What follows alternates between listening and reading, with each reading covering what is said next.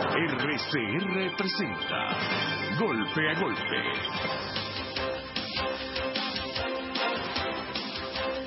Golpe a golpe, bueno, muy buen día. Hoy la política nacional sigue dando de qué hablar, por supuesto, con todo lo que tiene que ver con el gobierno, que sigue peleando con la Asamblea Nacional, y por supuesto en el PSUV señalan que el que entró en conflicto con el poder público nacional, en este caso el gobierno, ha sido la Asamblea, que ha venido de alguna manera desconociendo los demás poderes. No solamente ha desconocido al presidente, según dice la gente del PSUV, sino que también ha entrado en conflicto con las fuerzas militares, con el TCJ, y para describir un poco lo que está pasando precisamente con este Poder Judicial y todo lo que tiene que ver con las decisiones que se han tomado y cómo está el Poder Judicial en Venezuela, vamos a conversar con la abogada Laura Louza, directora y fundadora de la ONG Acceso a la Justicia, para que nuestros oyentes tengan una radiografía de lo que está pasando precisamente en el Poder Judicial venezolano. Pudiéramos decir que es autónomo el Poder Judicial en Venezuela, y si no es así, el por qué. Muy buen día, bienvenida a Golpe a Golpe. Buenos días, gracias. No, el Poder Judicial venezolano no es independiente, no es autónomo políticamente. No solo porque muchos de sus magistrados no han renunciado expresamente a la militancia política y son conocidos activistas del poder político del PSUV o han sido funcionarios también del gobierno, sino además porque han hecho declaraciones expresas donde muestran que son afines al gobierno. Y aún más grave, hace poco se publicó un plan plan estratégico del Poder Judicial que se refiere al plan de la patria.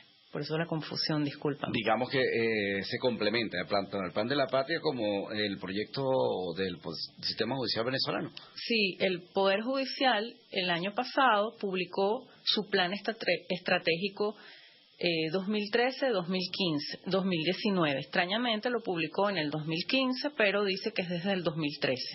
Y en ese plan estratégico lo que debe decir es que está muy bien que un órgano del Estado, una empresa, porque al final son organizaciones, pues tenga un plan y indique cuáles son sus políticas y sus estrategias y cuáles son los objetivos que debe lograr.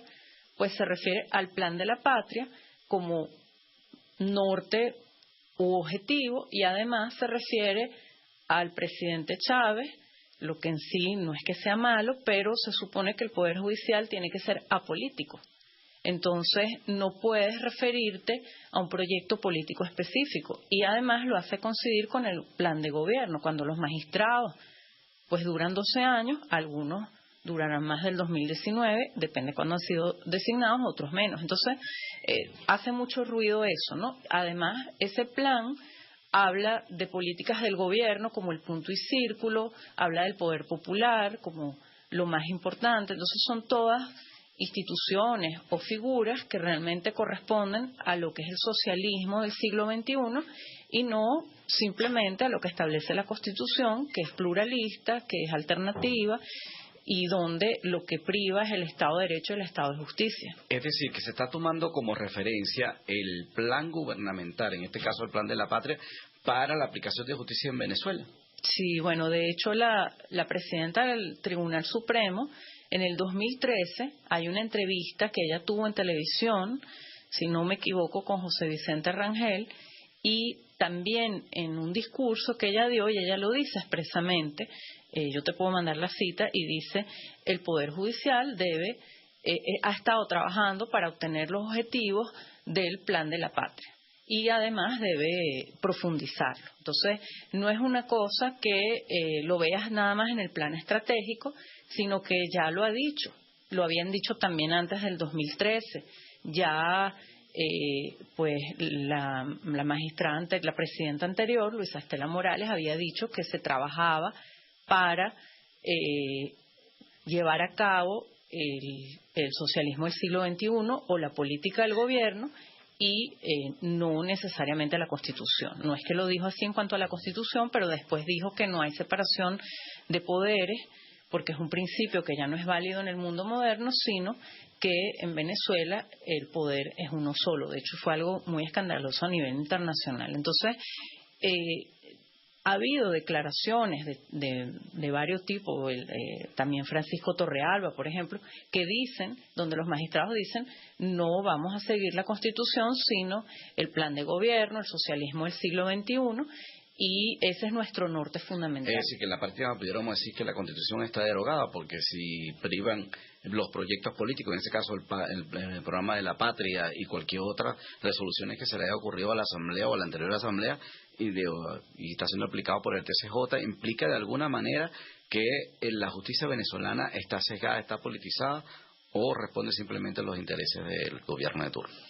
Bueno, todas las sentencias que ha habido este año demuestran que la justicia venezolana lo que hace es apoyar al poder y no al ciudadano. Nosotros tenemos una infografía que tú conoces, donde mostramos las distintas sentencias que se han dictado. Estamos hablando de acceso a la justicia, sí, que es la que ha hecho ese trabajo, ¿no? Exacto, la ONG Acceso a la Justicia. Yo soy su directora y fundadora. Nuestra página web es www.accesoalajusticia.org.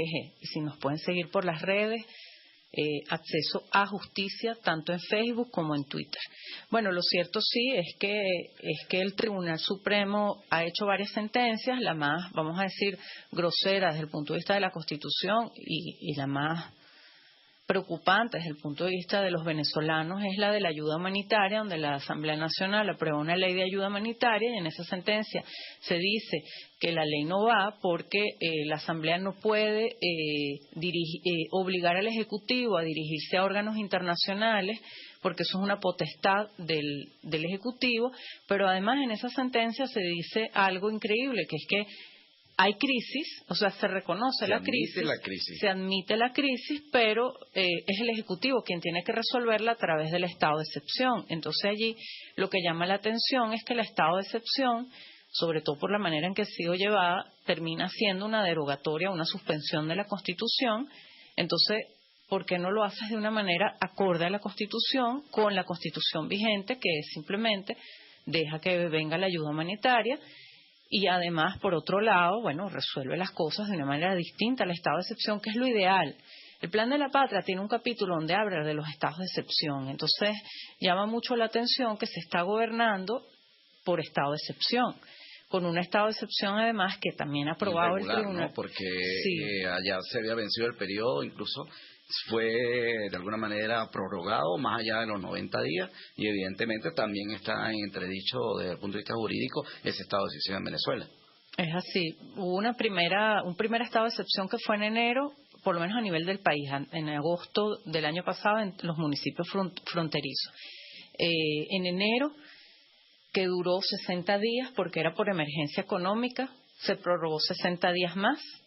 Después se creó un nuevo estado de excepción donde se habla estado de excepción y emergencia económica, diciendo que supuestamente es otro estado de excepción, pero es por la misma causal, lo que no permite la Constitución.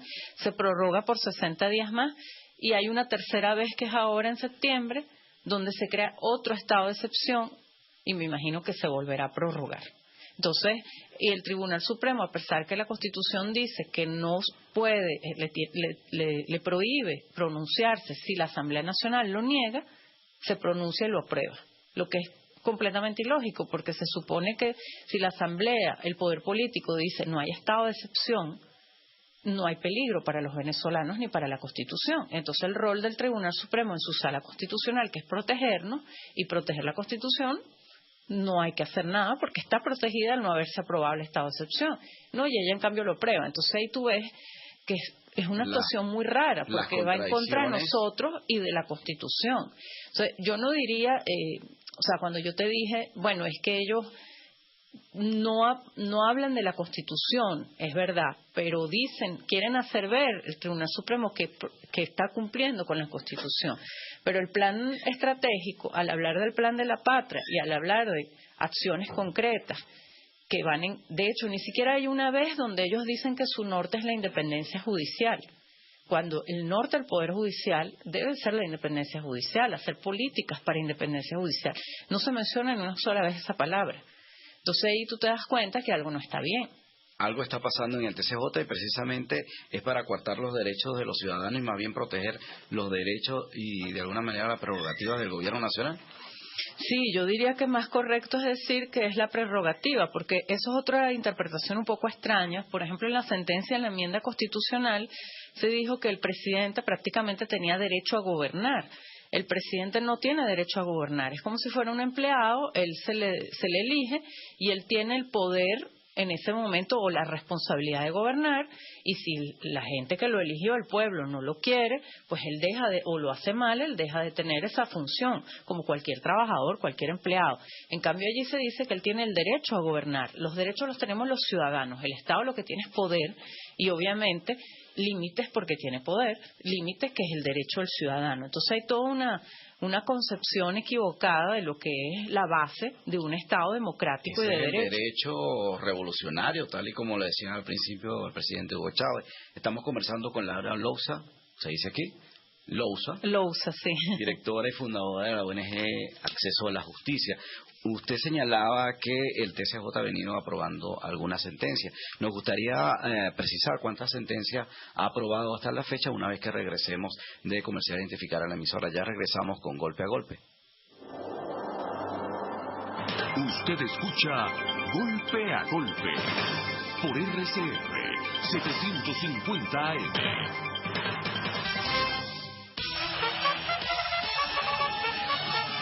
Conéctese a la emoción del hippismo nacional e internacional en Trasnocho Hípico, con la llave ganadora, Jesús Oropesa y Héctor Alonso.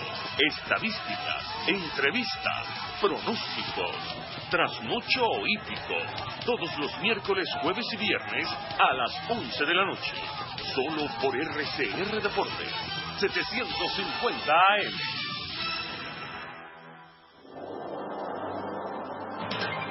Una crónica de la actualidad. Golpe a golpe.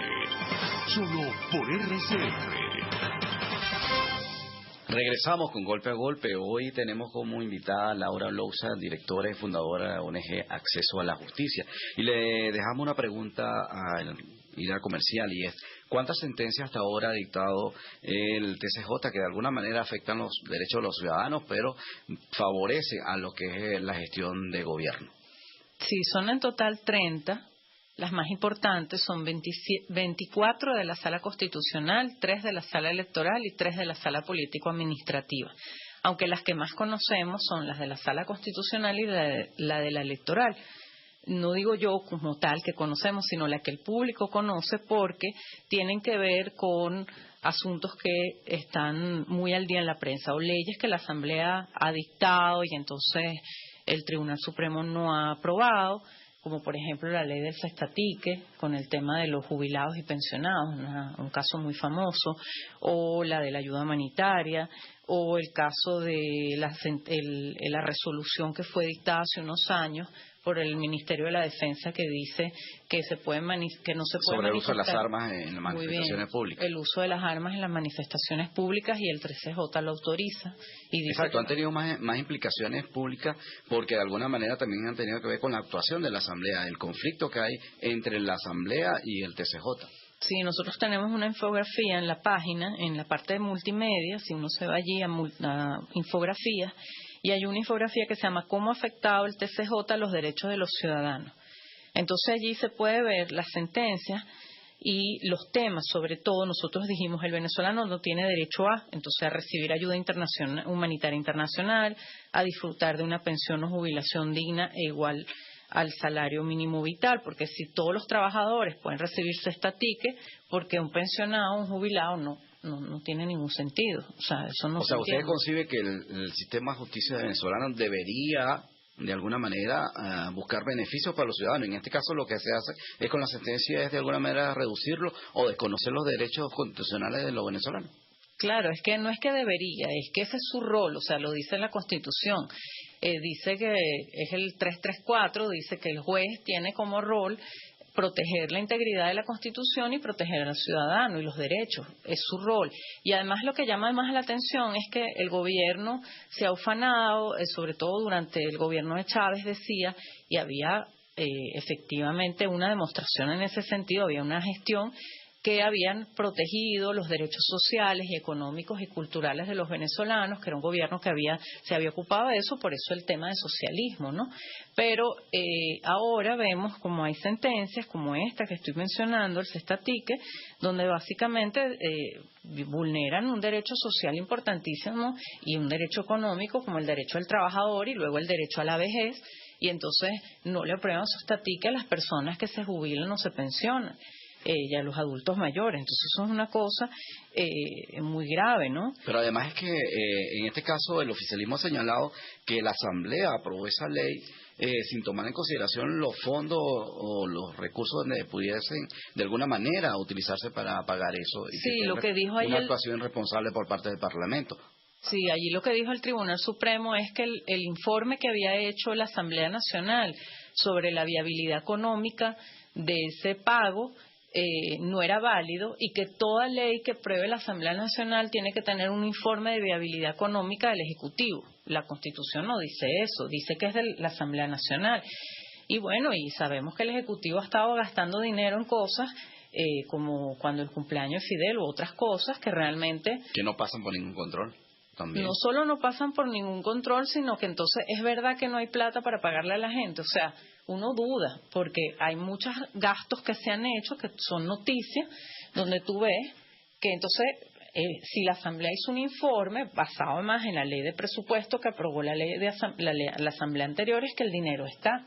Entonces, ¿por qué? Chávez que tenía un colchón y que cada vez que necesitaba dinero agarraba por esa alcancía que no sabemos si la dejó llena o la dejó vacía. Lo cierto es que era la metodología. Bueno, yo creo que la dejó vacía porque yo no sé lo de Chávez, pero sí sé que actualmente está vacía en el sentido que Venezuela está en deuda. Cuando tú como ser humano, no hablo de un país, tienes deuda, es que no tienes colchón, es que estás mal.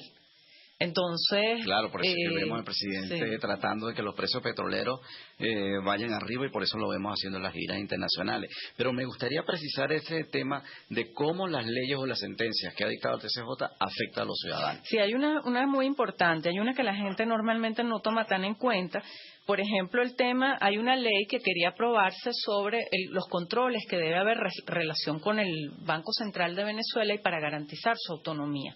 Entonces esa sentencia echa para atrás eso también y dice que en realidad el Banco Central tiene que estar bajo la potestad del Ejecutivo Nacional, lo que tampoco dice la Constitución. La Constitución le da control fundamentalmente, obviamente, a la Asamblea. Entonces allí nosotros decimos, bueno, pero a mí qué me importa el Banco Central.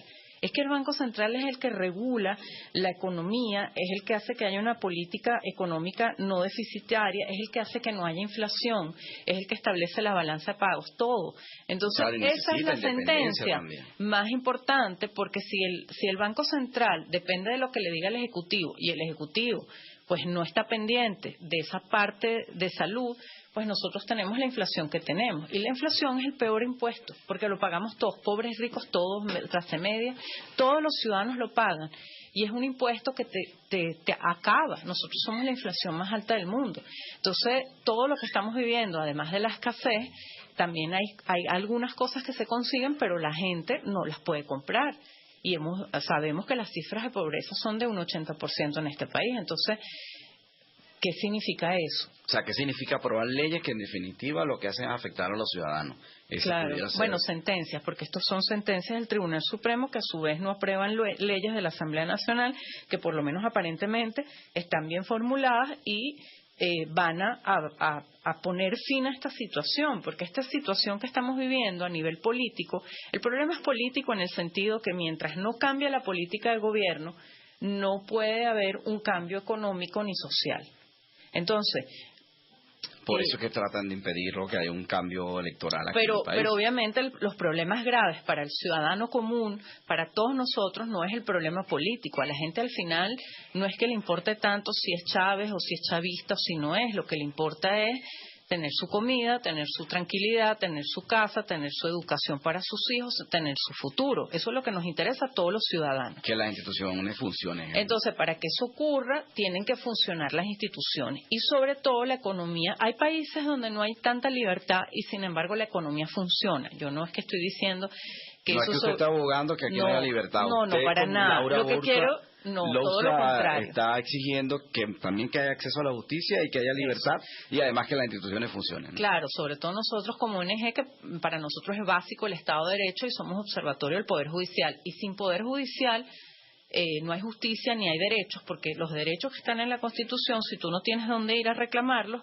y tampoco sin otras instituciones que no son nada más las del Poder Judicial, como la Defensoría del Pueblo, la Fiscalía, si no tienes dónde reclamar, pues los derechos como que no existieran, y eso es lo que nos pasa. Por eso hay tanta conflictividad, por eso hay tanta protesta, por eso hay linchamientos, por eso hay el desorden que estamos teniendo. Pero además, tenemos un gran problema económico que después se va transformando en un problema social, porque hay una política de gobierno donde el Banco Central no es autónomo, donde ahora el presidente dijo que va a decirle al TCJ que le apruebe el presupuesto, aunque hoy oí una noticia que dijeron que en cambio, como estamos en estado de excepción, el presidente no necesita que le autorice a nadie, sino que él hace lo que considere con el presupuesto y como si se lo autoriza. Entonces, realmente, cuando hay un solo poder, ya no estamos en una democracia. El concepto de democracia es que por un lado haya una división de poderes, por otro que haya controles, y eso es lo más importante, y por otro que haya representación y derecho al voto, la potestad de elegir a los representantes. Y ahí también... ¿Todo eso está desapareciendo en Venezuela o ha desaparecido ya? Bueno, está desapareciendo poder, poco a esos poco. Controles. La independencia tiene tiempo que ha desaparecido, pero obviamente ahora es mucho más evidente, porque hasta hace nada teníamos una Asamblea Nacional cuya mayoría era del partido de gobierno, entonces actuaba en conjunto cuando no había las 2/3 partes, como pasó para aprobar una ley según lo que se requería, como pasó con el Poder Ciudadano y con el Poder Electoral. El Tribunal Supremo, que no era independiente obviamente, pues nombró incluso a los rectores y tomó decisiones donde cambiaba la Constitución y decía que no era necesaria las 2/3 partes. Entonces ya estaba muy diluida lo que te dije, en el 2013 la presidenta del Tribunal Supremo dice que ellos estaban consolidando el Plan de la Patria, y el Plan de la Patria sabemos que es el proyecto de Constitución que hizo Chávez, que no gustó a los ciudadanos venezolanos y no fue aprobado, y sin embargo eso es el Plan de la Patria. Esa es un cambio radical de la Constitución. Es decir, aquí en Venezuela desapareció la democracia como baluarte, incluso hasta como modelo político, porque en Venezuela América era referencia en América Latina. ¿Eso desapareció al juicio de Laura Lousa? Sí, claro, ha ido desapareciendo. Obviamente estos procesos llevan tiempo, pero cada vez más hay características de la manera como actúa el Estado o el gobierno que son muestra de que no hay democracia. ¿Por qué? Porque es que una democracia es que tú puedas elegir a quien te representa. Tenemos todo un Estado que no está representado. Eso desde diciembre, el Estado Amazonas, con las 3 sentencias de la Sala Electoral. Pero ahora nosotros no tenemos representación política, pero ni la gente del partido de gobierno, porque el Parlamento en este momento está suspendido. Entonces, la gente se puede poner con tecnicismo, no, pero es que ellos desacataron bueno, sí, pero desacataste una sentencia que es muy grosera en cuanto a sus violaciones a la Constitución, porque admite una prueba prohibida constitucionalmente, como es un audio no obtenido en un tribunal, pero además de eso, te volaste la asamblea completa. O sea, has ido quitándole todas las potestades una a una. Tenemos una infografía que tú tienes ahí impresa. Pues también, como el TCJ ha destruido a la AN. Cada decisión de la AN, sentencia, acuerdo, lo que sea, ha sido anulado. Pero además ya hubo una última sentencia donde simplemente la enterraron. Mire, usted, y no solo hoy, sino para futuro, por si acaso. O sea que en derecho no existe, de paso. Estamos hablando con Laura Lousa, directora y fundadora de la ONG Acceso a la Justicia. A regreso nos gustaría que conversara precisamente con eso, el tema de cómo se han eliminado las atribuciones de la Asamblea Nacional. Ya regresamos con Golpe a Golpe. Ni de suerte, ni de gracia, ni de pecho. Es Golpe a Golpe. El siguiente espacio educativo está dirigido a niños, niñas y adolescentes. RCR presenta Todo se puede. Una producción nacional independiente de Mayra Prado, certificado número 16923. El cambio es acción. Muévete por tu salud. No tienes excusa. Tú puedes. ¿Cuidas de un familiar? Aprende a llenarte de emociones positivas. Cuidar de un familiar requiere de reorganizar la vida en todas las esferas. Por ello, como cuidador, estás expuesto a emociones y sentimientos, algunos positivos, como la satisfacción por contribuir al bienestar de un ser querido, pero también otros menos positivos, como la impotencia, el sentimiento de culpa, la soledad, la tristeza. Una persona alegre, serena, proactiva, llena de buena energía al familiar que está cuidando. Y te digo que se puede lograr. De la pluma de la Sociedad Española de Geriatría y Gerontología, escucha estos consejos para prevenir la sobrecarga emocional del cuidador. Mantén una actitud optimista y motivadora para no caer en la monotonía. Si tienes la suerte de sentirte bien en medio del temporal, no te avergüences de ello. La persona a la que cuidas vivirá mejor si estás alegre. Dedica un tiempo al día a hacer algo que te guste sin que te genere remordimientos. Busca a alguien que cuide de tu familiar unas horas a la semana para que puedas salir y relajarte. Esto tiene que ser parte de tu horario. Tómate unas vacaciones, al menos una vez al año. Te ayudará a ver las cosas con mayor serenidad. Aprende a relajarte y actúa con paciencia ante situaciones que puedan desbordarte. Aprende a decir no. Fomenta tu autoestima, valorando todo lo que haces en el día a día. Si has hecho bien una cosa, felicítate por ello. Si has hecho mal una cosa, reconócelo. Analiza tus errores y corrígelos, sin culpas ni pensamientos negativos. Quiérete y trátate bien. Por último, si tienes dificultades para controlar tu estrés o reducir la ansiedad, un especialista puede ayudarte a recuperar el bienestar y la salud. Tal como escuchas, cuidar de un familiar requiere un sistema, un equipo, tu familia. Si estás solo en la tarea, el riesgo es tu salud y bienestar. Con más información y acciones en conjunto, cuidar de un familiar puede ser gratificante y enriquecedor. La Sociedad Española de Geriatría y Gerontología tiene un curso gratuito y en español para cuidadores de adultos mayores dependientes. Más información en mayraprado.com. RCR presentó Todo se puede con Mayra Prado. Síguela por Twitter, @todosepuede.net. Una producción nacional independiente de Mayra Prado, certificado número 16923.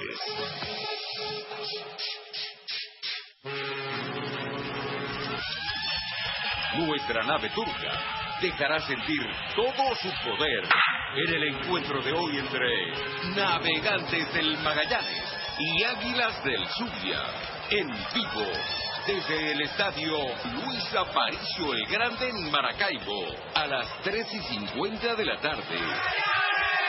RCR Deportes, circuito oficial de los Navegantes del Magallanes, campeones por siempre. RCR 750 AM, porque lo bueno une.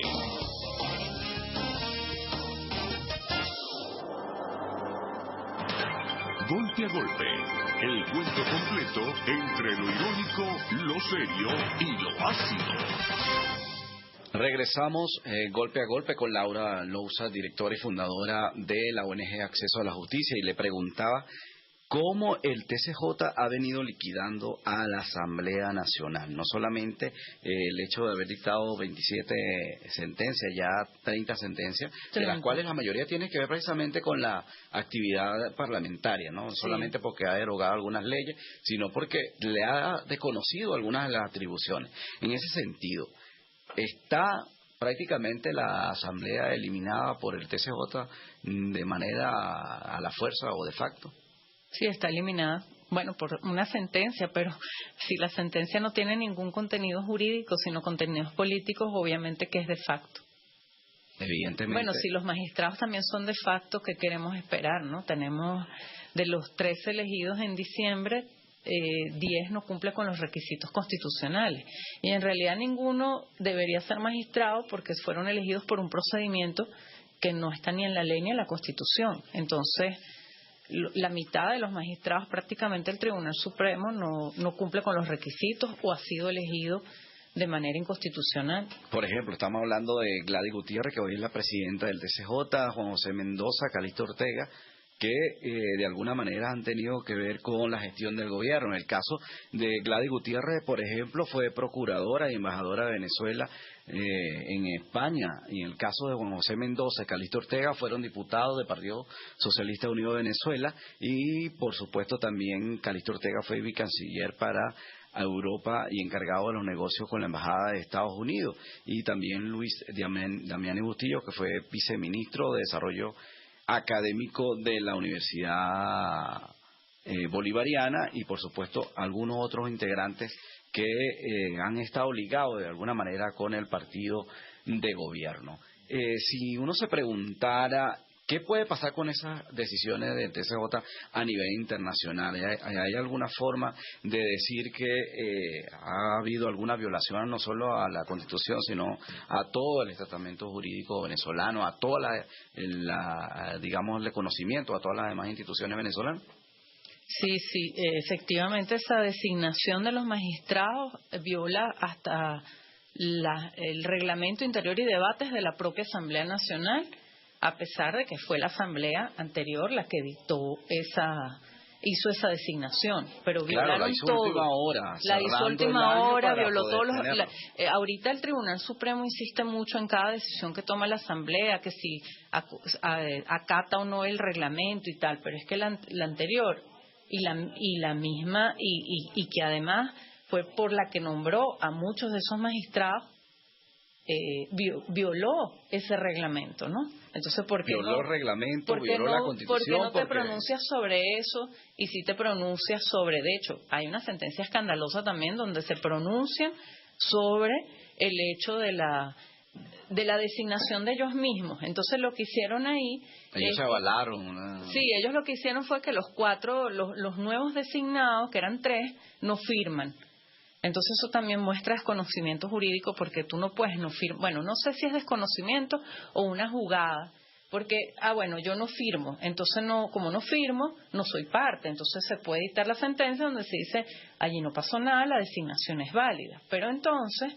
Pero además fueron ellos los que decidieron que la designación de ellos en la Asamblea había sido válida. De los 7, los 3 que fueron elegidos no firman la sentencia. Entonces digamos que ellos no deciden, sino deciden los otros 4. Pero, entonces como es mayoría, entonces puedes decir que la sentencia es válida. Pero eso es falso, porque en derecho, cuando alguien no firma, no significa que no es parte, porque es parte como del cuerpo. Tú tienes que inhibirte.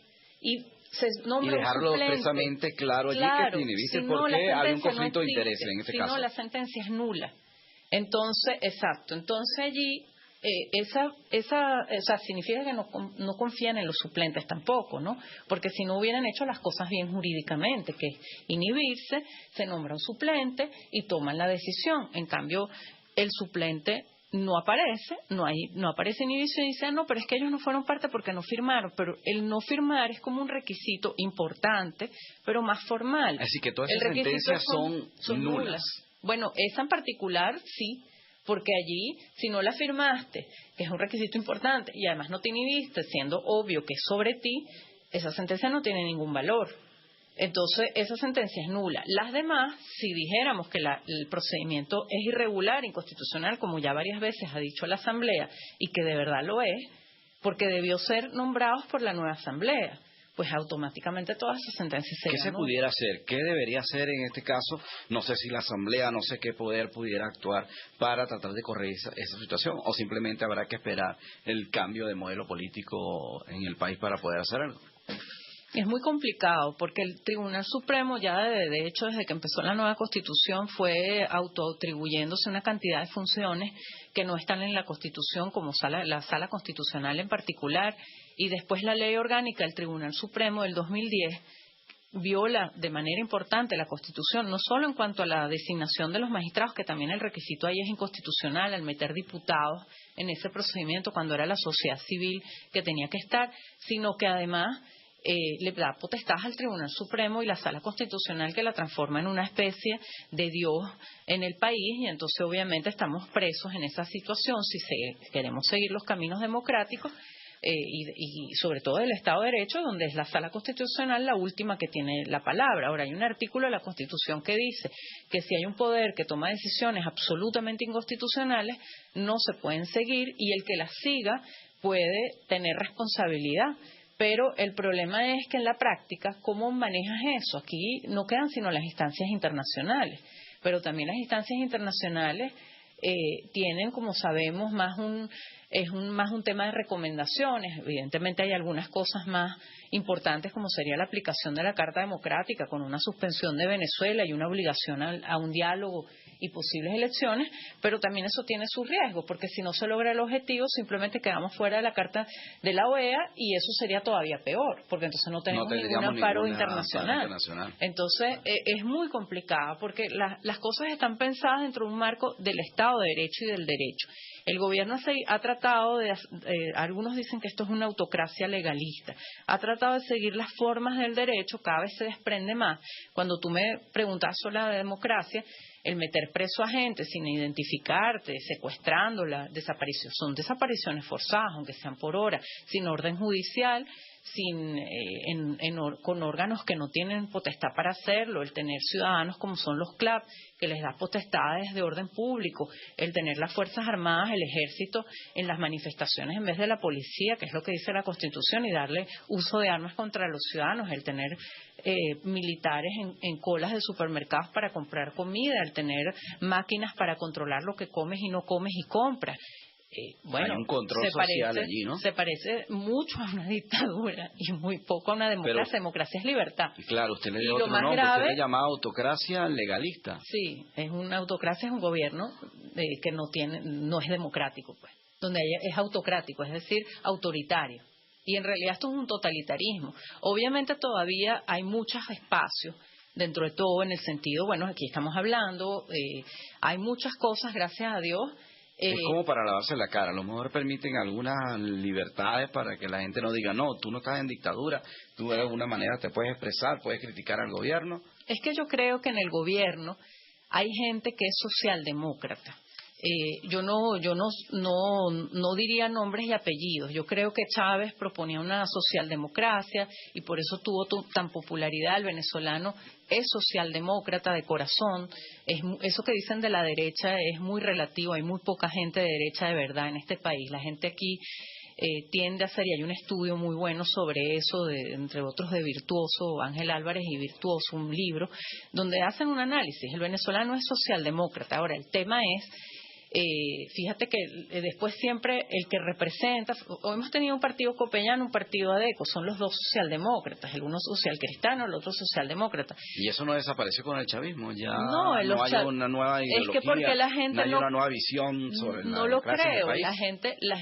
La gente que ya no está con Chávez, porque no está, con Maduro, pero está con Chávez, es porque no cree en Maduro, porque Maduro ha dejado de ser socialdemócrata. Maduro ha estado implantando un sistema distinto, que es un sistema autocrático, comunista, esto de las comunas, esto del poder popular. Es un sistema socialista, más no socialdemócrata, que es diferente. Entonces, eso es lo que nos ha pasado. Entonces, eso es hacia donde él va. Entonces, claro, hay áreas de libertad porque el gobierno está como en ese intermedio. Termino de aplicar un comunismo, estoy todavía en una socialdemocracia. Y además, fuera de Venezuela, ellos venden que son socialdemócratas. Ahorita estamos con el examen periódico universal ante la ONU, donde Venezuela está haciendo, en los próximos días tiene su sesión Venezuela, hasta ahora fueron las ONG, y es el 1 de noviembre la de Venezuela, y Venezuela vende que es socialdemócrata en el sentido que respeta los derechos humanos, particularmente los derechos sociales y económicos.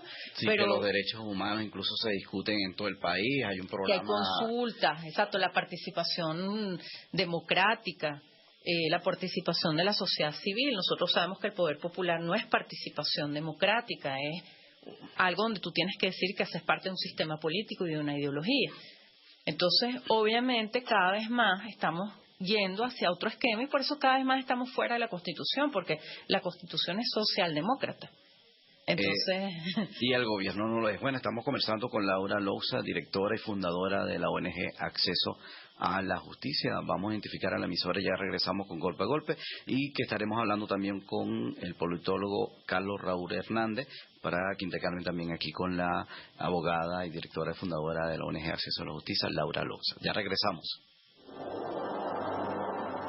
Usted escucha Golpe a Golpe por RCR 750 AM. Información veraz y objetiva es la que se presenta en el espacio más noticioso del país.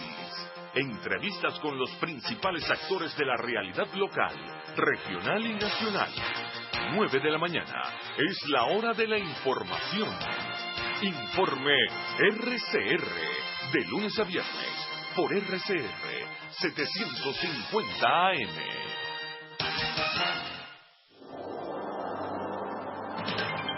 Una crónica de la actualidad. Golpe a golpe. Solo por RCR.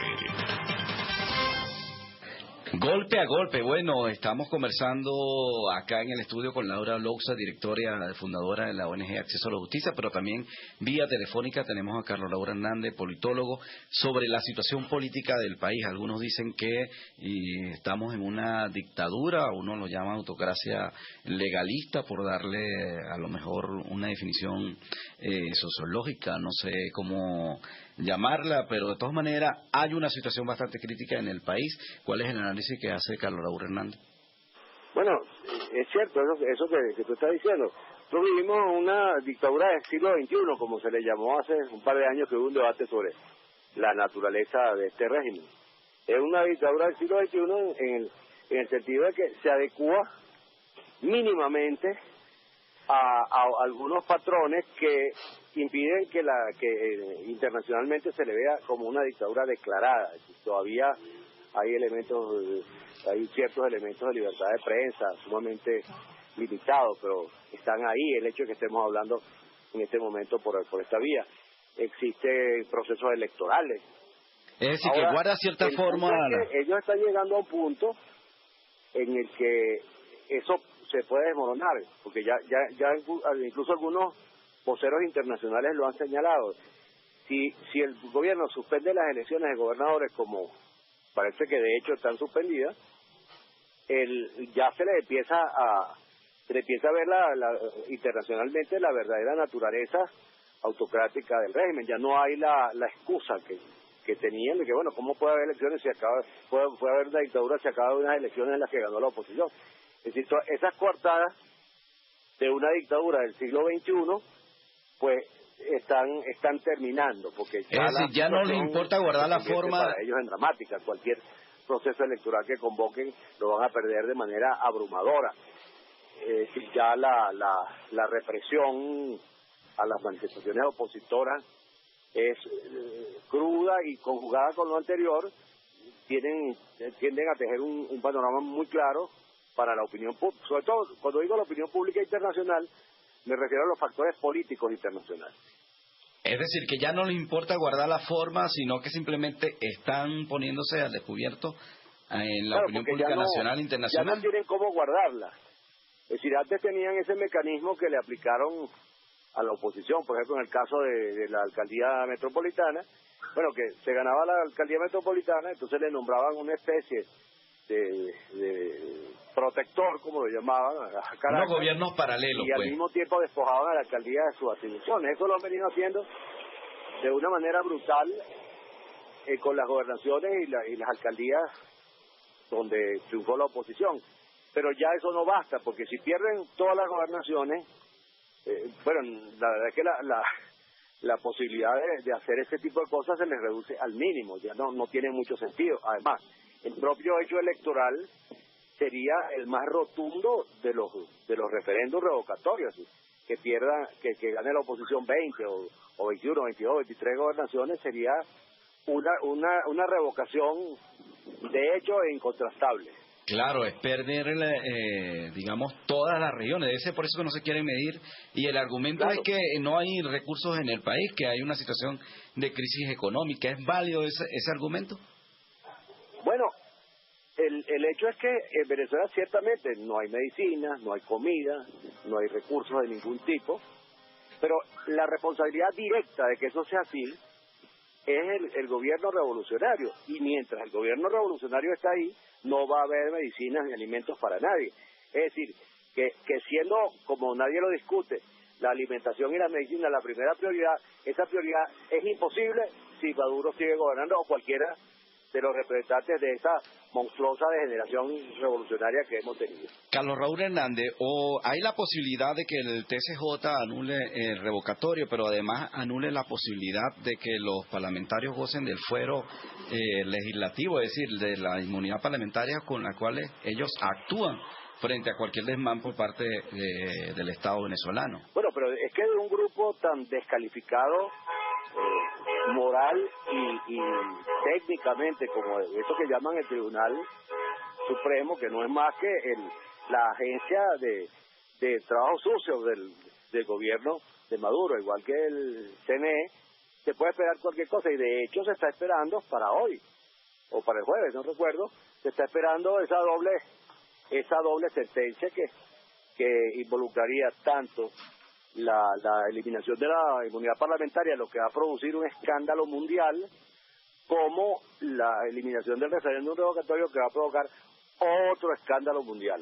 Pero al gobierno no le importa poco eso, parece más bien estarlo auspando para que así pase y evidentemente evitarse ser medido, digamos, electoralmente. Bueno, pero es lo mismo que los boxeadores. El boxeador, cuando está metido en la adrenalina, en la pelea, posiblemente le parten una costilla y no lo siente mucho, pero esos son golpes que producen un efecto devastador, que produce el derrumbamiento de uno del conteniente que los recibe. Es decir, por eso se produce la victoria de uno y la derrota de otro.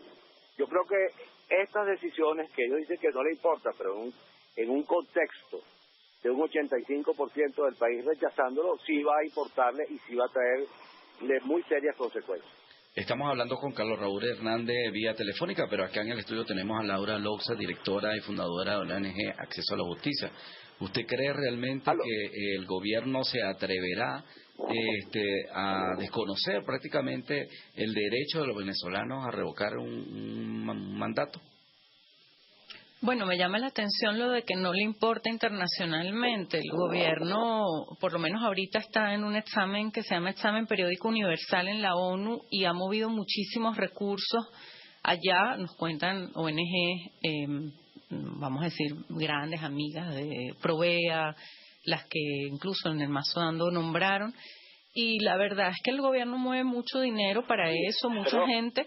Y sí parece interesarle mucho a este tema. Entonces, yo no sé, no entiendo muy bien qué va a pasar. Ya se ha dicho que van a salir hace tiempo sentencias del Tribunal Supremo. Ahora, sí es verdad que el Centro Nacional Electoral ha ido impidiendo en la práctica el revocatorio y pone cada vez más trabas, ¿no? Ni siquiera sabemos cómo se va a hacer en las condiciones actuales, si se puede de verdad lograr.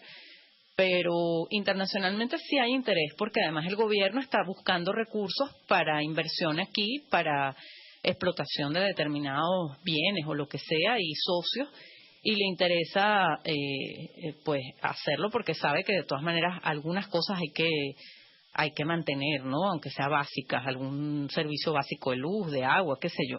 Entonces, bueno, y sobre todo el ingreso del dinero, ¿no? Porque se necesita para seguir haciendo lo que hacen.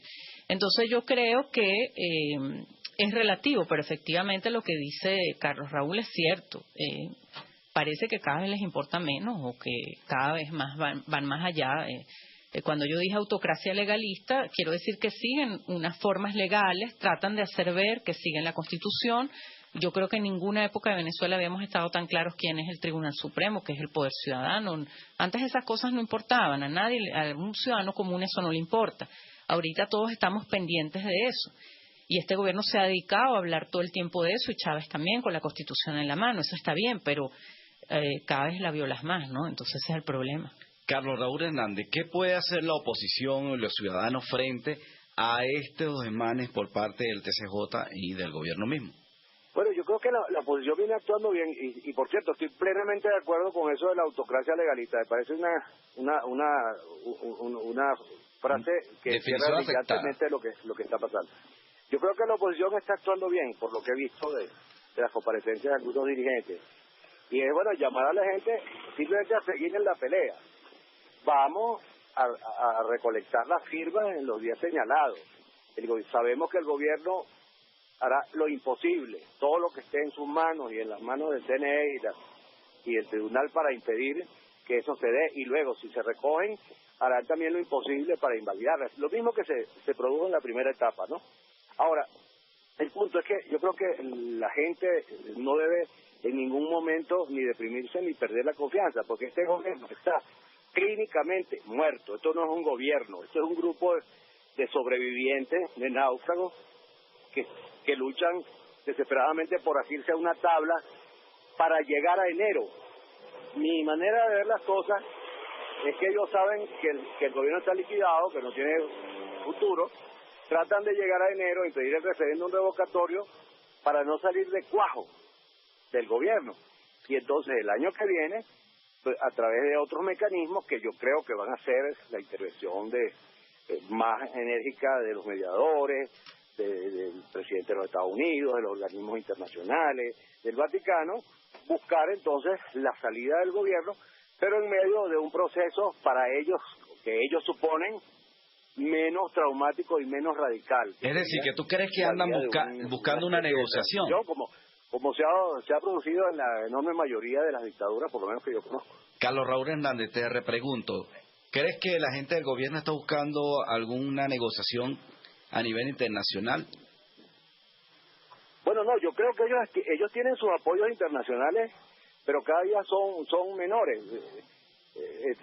Vimos sobre la importancia, como señalaba nuestra amiga, la importancia que tiene la nueva comprensión de la realidad que tienen los factores políticos internacionales, está la propia decisión de China, que según tengo entendido, puede no seguir concediendo préstamos blandos a Maduro.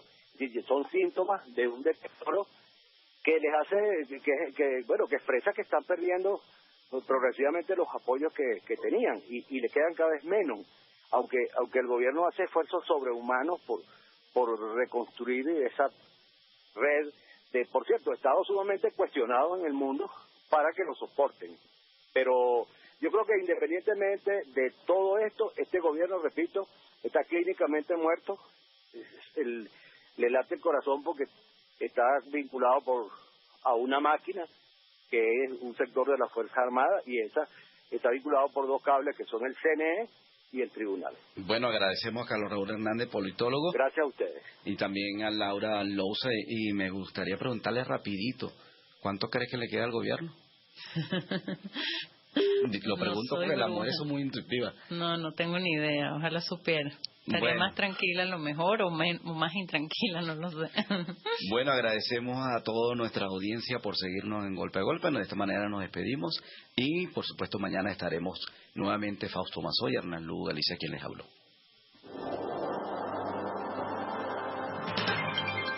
RCR presentó Golpe a Golpe. Para cualquier comentario o sugerencia, escriba a golpeagolpe@rcr.com.be. RCR 750 AM, porque lo bueno une. El siguiente espacio educativo está dirigido a niños, niñas y adolescentes. Este programa es presentado por Galletas María Puig. RCR presenta Una Tierra Azul, esa pequeña roca suspendida en el espacio en la cual vivimos. Míralo a tu derecha. No, ni siquiera frena. ¿Qué hacemos? Frena tú, frena. Viene hacia nosotros. No para ni un milímetro. Viene a millón. Ya no se puede conducir tranquilo ni por el espacio exterior. Esto es lo que podría pensar algún astronauta de los que están en órbita alrededor de la Tierra al leer esta noticia. Bueno, o algún extraterrestre.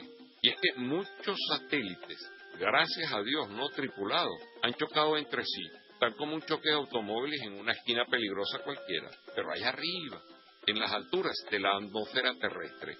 Uno de estos choques se produjo a 800 kilómetros de Siberia, entre un satélite perteneciente a la compañía Motorola y otro de la espacial rusa Roscosmos, el cual de paso estaba ya fuera de actividad desde hace más de 10 años.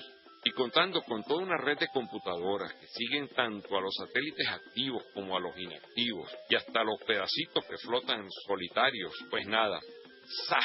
Tremendo golpe.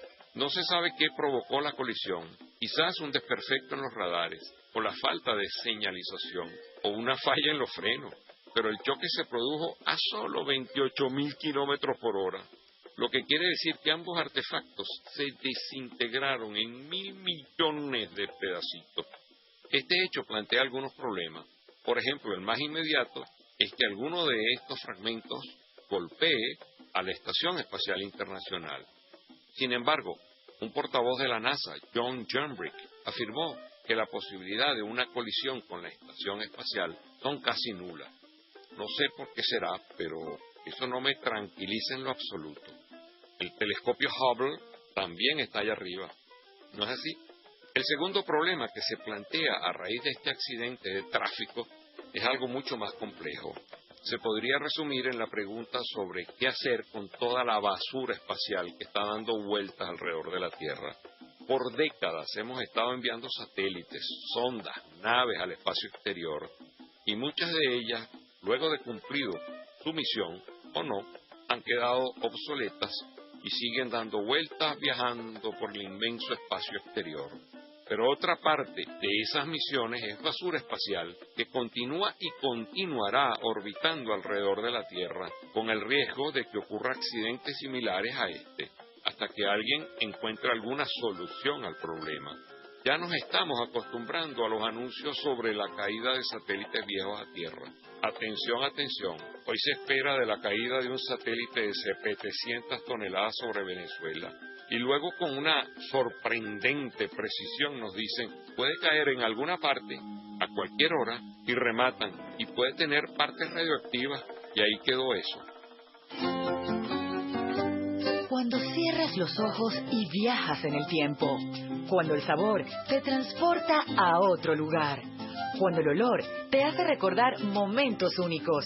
Esa es María Puig, una galleta que es un pedacito de tu historia. María Puig, una galleta que endulza tu vida. María Puig, una galleta que te ha acompañado por más de 100 años. Puig es María. María es de Puig. Este programa fue presentado por Galletas María Puig. RCR presentó Una Tierra Azul, esa pequeña roca suspendida en el espacio en la cual vivimos. Una producción nacional independiente de Jimmy Stone Reverón, certificado número 18804. RCR 750 AM, porque lo bueno une. El siguiente programa informativo contiene elementos de lenguaje, salud, sexo y violencia que pueden ser escuchados por niños, niñas y adolescentes sin supervisión de sus madres, padres, representantes o responsables. 9 en punto. A partir de este momento, las informaciones que son noticia toman el protagonismo. Comienza Informe RCR. Muy buenos días, bienvenidos a esta emisión de Informe RCR de hoy, 12 de octubre de 2016. Como siempre, estamos trabajando a nombre de Jaime Lestares en la dirección general de la estación, de Javier Pereira Díaz en la gerencia de información y opinión, Claudia Camperos en la gerencia de producción, Jackson Vargas en la coordinación de redacción, en la producción, Leonel Espinosa, Marilia García, Armando Monroy, Luis Miguel Ortega y también tenemos a Doreliani Osorio. Hoy también nos acompañan personal del Departamento de Producción en este programa.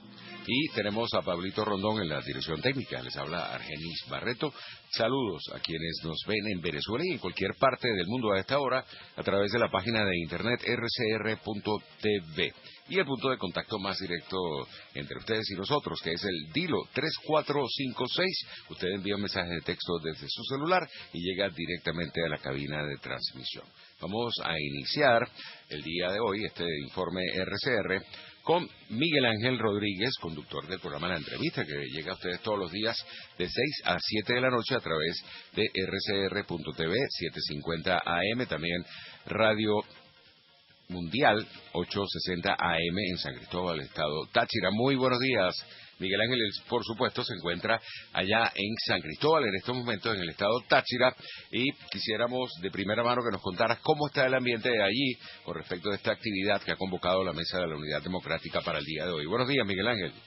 Muy buenos días, Argenis. Buenos días a todos los radioescuchas, los ciudadanos RCR a esta hora de la mañana. Bueno, ya en los preparativos con la instalación de los toldos en el caso de San Cristóbal bajo un fuerte palo de agua, pero ya pues amainando un poco el aguacero, están instalándose los puntos para la jornada de movilización nacional e información respecto de lo que va a ser el 26, 27 y 28 de octubre próximos, el desbordaje de la población a la calle para estampar lo que ya se ha medido. No solamente van a ser más de 4 millones de firmas y de huellas dactilares, sino entre 12 y 14 millones, lo cual supone como mensaje claro que es muy probable estar doblando la meta que cuando se celebre el referendo revocatorio se impondrá a los venezolanos para revocar a Nicolás Maduro y todo su gobierno. Les hablo en este momento no solo, Argenis, en calidad de moderador de Informe RCR. Aquí en el estado de Táchira presido el voluntariado por el cambio y en virtud de ello todo el tema independiente está disponiéndose en esta fecha para levantar también un empadronamiento de la gente que quiera cooperar 26, 27 y 28 con su vehículo, con refrigerios, con artículos de atención de primera necesidad, de primeros auxilios. Todos debemos estar pendientes y claros de que va a haber 26, 27 y 28 imposición del CNE de restricciones, de sabotaje, el que puede lo más puede lo menos, siempre lo hemos dicho, pero con la gente unida en la calle, pues esos cuellos de botella van a ser vencidos y vamos a poder depositar, repito, más de 10 millones, eso se ha medido entre 12 y 14 millones de voluntades que están muy activas